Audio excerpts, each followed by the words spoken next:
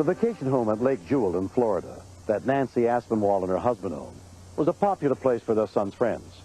On March 4th, 1990, a group of them gathered hoping to go swimming or water skiing, with no idea what the day would bring.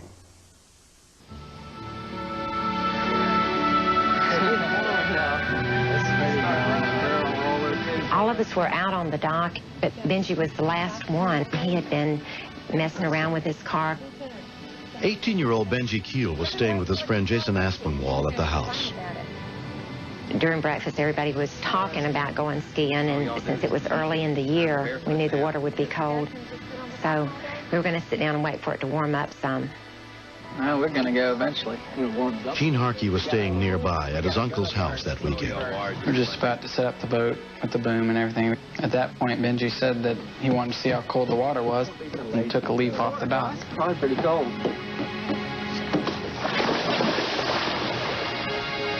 The water looks too cold to be jumping in there. I'd rather ease in that water than jumping like that. Why is he just laying there like that? I thought, well, he's just playing or seeing how long he can hold his breath, maybe. I'm trying to get one of us to jump in after him. He's just relaxing. But then his body went down to the bottom of the sand. But y'all look at him. I said, something's wrong with him. Oh, he looks like he's hurt. Jamie, get him. He's hurt.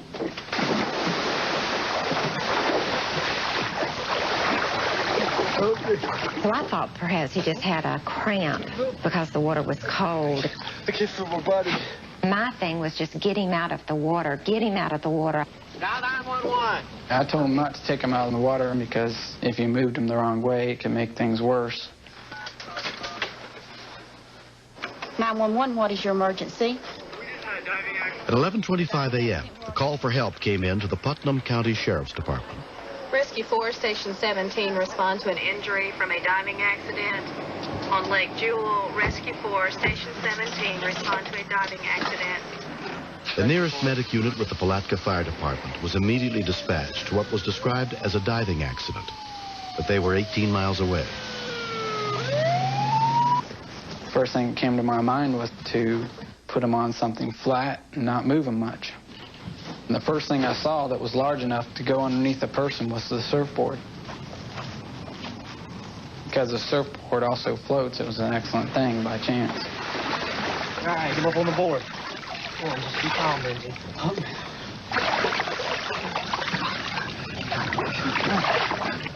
We were like getting him to say stupid things like, what's your favorite song, you know? Let's get him to the screen. And told him to say his ABCs, and he didn't want to do that either, but that was okay. It really wasn't the point. The point was to keep him conscious and aware of what was going on. The Aspinwalls had a safety collar around the house for water skiing competitions. Just a little bit. They carefully put it on to try to immobilize Benji's neck. Okay. At one point, his arm fell off the surfboard, and he didn't have any idea that it was off, and we picked his arm and put it back up on the surfboard, and that was the point that I realized that we really had a serious situation. Off-duty paramedic Jim Passwater had heard the dispatch on his pager. What happened? He said he was not hurting, but he couldn't feel anything. Tell me, touching your legs? No. Feel that? Your leg? No. Right away, I realized that he had some type of a cervical injury or spinal injury. Just exactly what needed to be done. Don't move him. Just leave him right here until we get some extra help. All right, we got the telephone here? I just felt that this boy really needed some attention from a trauma center. I felt that he needed more care than we could give him here in Putnam County. The Trauma 1 helicopter from University Medical Center was dispatched to the scene. Don't worry. Volunteer firefighters arrived and immediately began packaging Benji for the 50-mile flight to the hospital. Slide the backboard under. All right. All right. Got a helicopter coming to Keep talking to us, Benji's parents, Anna and Daniel Keel, arrived soon after. What happened? They mentioned that he had hit his head on the bottom. He was looking up at me and said, "I'm sorry, Dad." 2, 3. Slow and easy. I knew he was paralyzed, but I didn't know to what extent. With my wife being upset like she was, I was trying to hold it. They brought him up on the stretcher, and I went over to him and I knelt down on the ground, and he looked up and he said, "I'll be all right, Mom. I'll be all right." He always tried to console everybody else. It was like we were the patients. He wasn't. Once we got him up on land, he was almost in tears, telling his mother that he did not want to live like this, referring to being paralyzed from the neck down. Okay.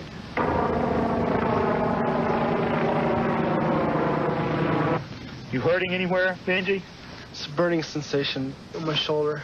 In your shoulders where?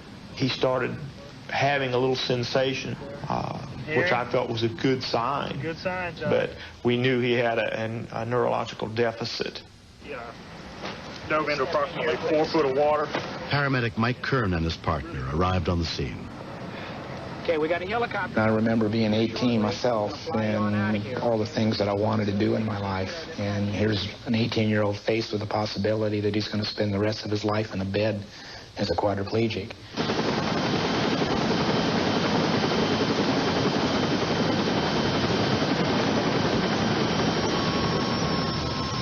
We'll be there as soon as we can, son. It was scary to see my son go in that helicopter. Because I wasn't for sure. I just wasn't for sure what was going to take place at the other end, or what we was going to find when we got to the hospital. Benji was admitted to the trauma unit under the care of Dr. Keith Sinclair.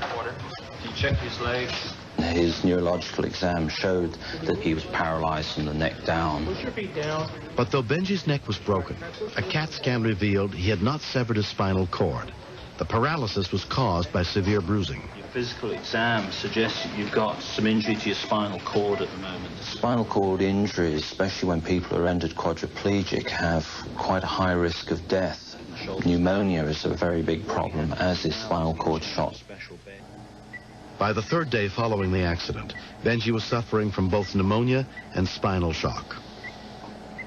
When we walked in then, it hit us hard because, you know, we didn't know if he was going to make it. Shortly after we had intubated him because of his difficulty in breathing through his bad pneumonia, his blood pressure dropped precipitously and his heart stopped transiently. Fortunately, there were a lot of people in attendance at the time, and so we managed to resuscitate him very quickly. Within 2 weeks, Benji had managed to recover enough to be taken off the respirator. He had the attitude that he was not going to lay in that bed no more than he had to. Well, I knew then if he got into a rehab center, he would be all right. With extensive rehabilitation, 9 months after the accident, Benji learned to walk without the aid of a cane. People ask me if I'm going to become completely healed, you know, and I'm a little doubtful. I have some problems with my left arm. But I told them if the only thing I get back is what I've got right now, I'm happy. Because I know what it's like to be without anything. You got a leak. He was very lucky in the fact that the boys that were with him, if they hadn't done what they had done, by all means placing that surfboard underneath him and floating him to shore, keeping his neck and spine in line, they're the reasons Benji's walking today. Ready? Rescuers and my friends who saved my life, you know, I try to think at night, you know, how can I repay these people for what they've done for me? And there's no way to repay them except for say thank you. You know, if they ever need anything from me, I'm there. You know, there's no doubt in my mind. I would sacrifice anything for them. The dog in my family, man. When I was younger and went to swimming pools, you see the signs, and it says feet first, first time. If I'd have went feet first, you know, I'd have realized how shallow the water was. Trust me, you don't want to dive into shallow water, because being paralyzed is scary. It's the hardest thing I've ever had to go through in my life. Hopefully it will be the hardest. It changes your aspect on life. You want to care a little more. If you know somebody needs help, go help. Be a friend if you can. You're giving something back. When you almost have something taken away and then you can give something back and be thankful. And I'm thankful. I'm thankful I got Benji. Because he's my buddy. Every night when I go to sleep, I thank God for what he's given me. It won't be the same, and it'll never be the same, and I'll never expect it to be the same. But I'm happy with life now.